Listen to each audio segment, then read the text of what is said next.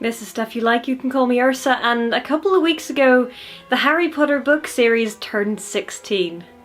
And if that doesn't make you feel old, going by the dates in the books on July 31st this year, Harry Potter turns 33. Yep, I feel old.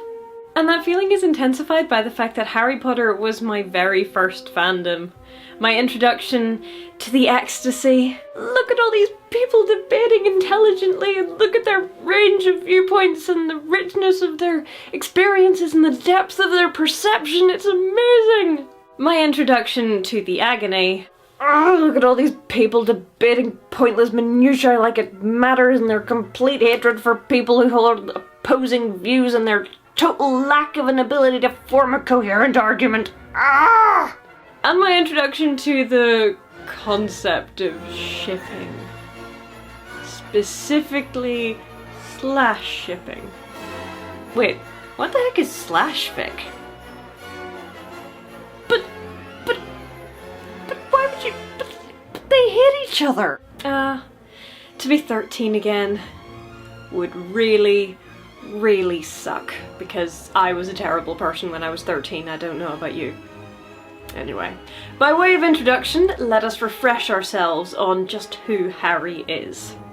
Harry Potter is a 7-book series by Joanne Kathleen Rowling, which was made into an 8-film series starring Daniel Radcliffe, Emma Watson, Rupert Grint, and about half of the British actors that you've heard of. Both are the story of Harry James Potter, an orphan raised by his not terribly caring, but caring enough not to kick him out onto the streets, aunt and uncle, Petunia and Vernon Dursley.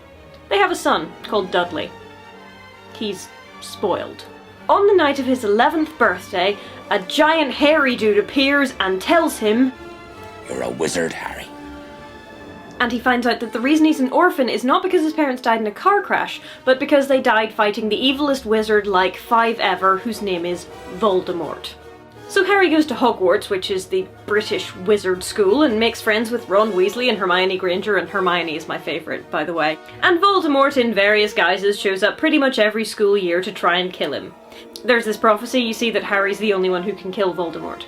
Harry learns about magic and the power of love and sacrifice and such, and it all comes to a head in Book 7 with a climactic battle, and Voldemort being killed by his own rebounding spell, and a whole truckload of people die because this is war, and war is hell, and war gets people killed. And then there's the epilogue, which I liked, though a lot of people didn't. While the shadow of everyone they've lost still lies across them 19 years later, they do get to have lives beyond beat Voldemort, become emotional and physical wreck, die prematurely.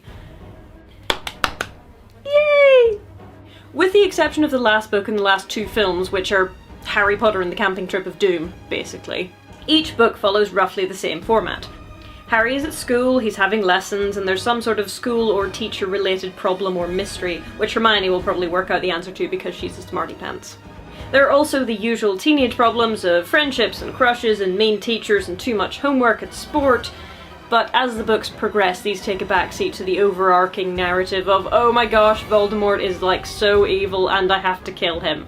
Last point would be that the power of love in some guys usually saves the day, but sometimes it is also the cause of the problems. Please see The Order of the Phoenix and Sirius Black. Of course, that is summarising in less than 2 minutes 7 books or 8 movies. And a world which is incredibly rich and complex and full of tiny little funny details and so many characters. If you haven't, you should read the books because they are wonderful and they start short and get longer as you get hooked. If you haven't read the books or seen the films, then the rest of this episode is A, going to be spoiler-tastic, and B, not going to make much sense. Speaking of the films, you should watch them if you hate reading. They do get better as they go on, I think, and they are also better when they adhere less slavishly to the books. The first film is 2.5 hours long, and it really doesn't need to be. However much that would infuriate purists, like my 15 or 16-year-old self. Yes! Wait, what did you call me? But regardless of which you choose, the characters are many and varied and engaging, the world is intricate and full of things that will make you laugh, and it is allowed to be complicated. The goodies aren't all good, the baddies aren't all bad, and things generally have more than one solution. But regardless, Hermione is almost always right. So this video is the first in a 3-part series, and I have entitled it Harry Potter and the Philosopher's Themes, because I can. I've picked 4 of the big themes, and you will of course have your own favourites. So let's start with war, because Harry Potter is all about war. The Centaurs talk about it the first time that Harry meets them, and he doesn't understand what they're going on about, and Hagrid doesn't understand what they're going on about because he's Hagrid, but the wizarding world has been at war for a very long time. They spent years at war before Voldemort got himself exploded, so naturally when he died, they would party like it's 1999. And so the 11 or 14, depending on your definition, years in which Voldemort was gone were peaceful and more or less happy, which meant that the Ministry was full of people unwilling to believe the evidence of their eyes when he did come back, because pretending that war isn't coming is better than accepting the inevitable. That it is going to happen, and that it is very likely that people you love will die. The final battle happens at the school, despite Harry's best efforts to stay away from there for the whole of the 7th book. So there are teachers, and there are Aurors, and there are 17 and 18-year-olds fighting for their lives, and there are children who have sneaked back in to try and help because they think some things are worth dying for. Like love, and doing the right thing. And the biggest and most important theme in the whole of Harry Potter is love. Love is the most powerful thing in the world. The reason that Voldemort is ultimately defeated is love. The reason he's such an awful person is love, or lack of an ability to feel it. In there with the love we also have the Christian allegory, which isn't particularly obvious until the 7th book, but once you see it, you can't unsee it again. There are 2 personifications of Christ in Harry Potter, and the first one is obviously Lily, because Lily dies for Harry. So does James, but not in the same way. James dies fighting for Harry, which is of course good and noble but not suitable for our Christian allegory purposes. Lily dies standing over the body of her son without a wand. She could have lived. Voldemort would have spared her because he knew that Snape wanted her, but she refuses to let him do that. Lily dies for Harry, out of love, and as the message of Harry Potter goes, love is stronger than death. And the last enemy that shall be defeated is death, is the inscription on the tombstone of the Potters. That's not just an oblique Hallows reference, it's the point of everything. Harry dies, physically, actually dies, and that's not the end. Nicholas Flamel dies. Dumbledore dies. But to the well-organised mind, death is but the next great adventure. They're not afraid. Love being stronger than death is a pretty common theme, but the Christ metaphor allegory thing doesn't really get going until Harry dies for his friends in Deathly Hallows. He unites the Hallows, the representation of the greatest powers of the wizarding world, and he uses them to die for others. The act kills the Horcrux in Harry, and it breaks the power of the Death Eaters. Their curses lose their edge, so to speak. If you're wondering why you don't remember this from the film, it's 'cause it wasn't there.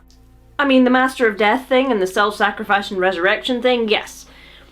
The power of death, or indeed of the Death Eaters being broken, not so much. They kind of left that bit out. Where, O death, is your victory?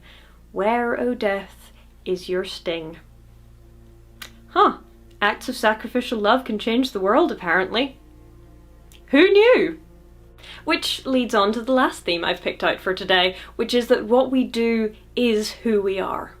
What we do is a reflection of who we are inside, and regardless of who we are born, it's what we choose to do with what we've got that's most important. Wasn't that the theme of the first Pokemon movie, now that I think about it? Also, hey, it's agency versus structure again. You should totally go and watch my 50th episode, which was all about that. It matters that Harry has a piece of the most evil wizard alive in him, just as it matters that he also has the sacrificial love magic stuff of Lily Potter inside him, just as it matters that he is a Parselmouth. But they are just things. What the series wants you to know is really important. What really matters is that Harry consistently chooses to do the right thing rather than the easy one. He chooses love and sacrifice and hope over fear and selfishness and greed.